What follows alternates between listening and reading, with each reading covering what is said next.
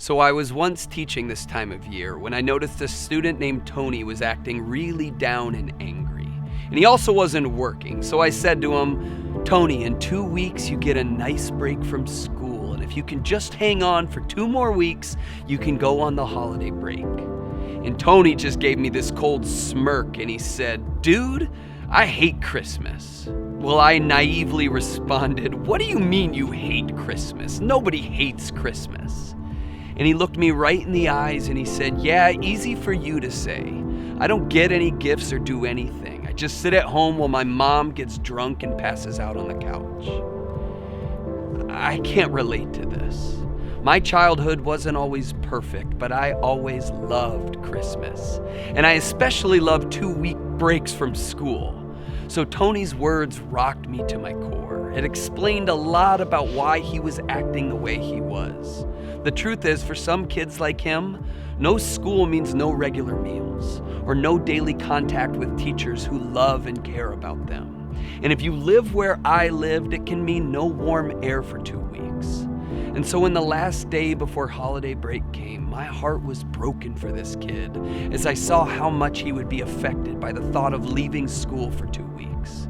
I mean, here's the reality, my educator friends.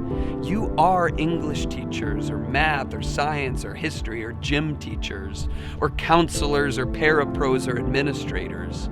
But you are also more than that. To many students, you are a big part of their home. You embody caring and wisdom and generosity and stability and love to them. And so it makes sense why students who may not experience those things outside of school feel anxiety as a break approaches.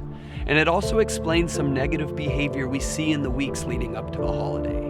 One of the hardest parts about being an educator is this sense of helplessness as we often feel towards our students' circumstances. There was nothing I could do to improve the condition of the home Tony lived in or change what Christmas Day would look like for him. Just like I'm sure you've had students who you wish you could take home with you. But that's out of our hands. What is within our control is how we care for every student when they are with us. Very simple acts of caring and kindness can have a massive impact on our kids' lives.